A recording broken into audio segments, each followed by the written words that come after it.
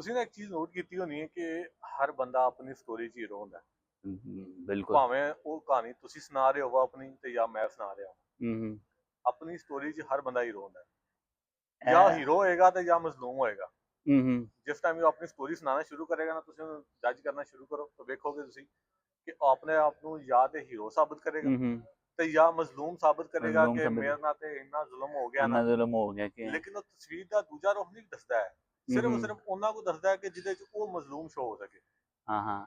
ਅੱਛਾ, ਇਹ ਮੇਰਾ ਖਿਆਲ ਹੈ ਕਿ ਸਿਰਫ ਸਾਡੇ ਦੇਸੀਆਂ ਦੀ ਆਦਤ ਹੈ ਜਾਂ ਫਿਰ ਨਹੀਂ ਨਹੀਂ, ਸਭ ਦੀ ਇਹੀ ਹੈ, ਸਭ। ਅੱਛਾ, ਇਨ ਜਨਰਲ ਕਿ ਜਨਰਲ ਨਾਰਮਲ ਇਹੀ ਹੈ। ਮੇਰੀ ਐਨੀ ਕਿਸੇ ਨਾਲ ਗੱਪ ਨਹੀਂ ਹੋਈ ਦੇਸੀਆਂ ਦੇ ਇਲਾਵਾ।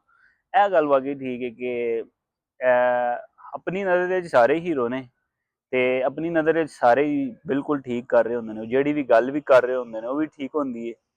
ਤੇ ਦੂਸਰਾ ਕਿ ਉਹਨੂੰ ਕਹਿੰਦੇ ਨੇ